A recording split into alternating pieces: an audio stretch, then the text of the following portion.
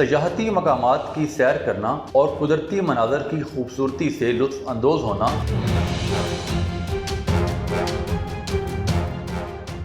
ایک دلچسپ مشغلہ ہے۔ لوگ زندگی کے لمحات کو انجوائے کرنے کے لیے سیاحتی مقامات کا رخ کرتے ہیں۔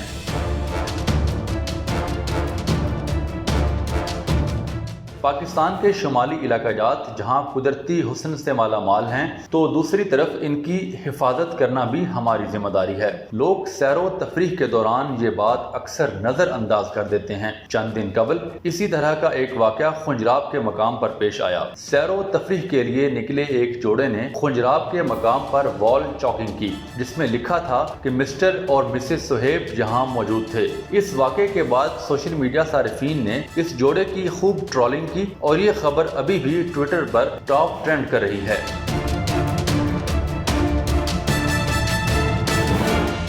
ٹویٹر صارفین نے شدید غصے کا اظہار کرتے ہوئے کہا کہ اس جوڑے کو آئندہ ایسی خوبصورت جگہ پر آنے کی کوئی ضرورت نہیں۔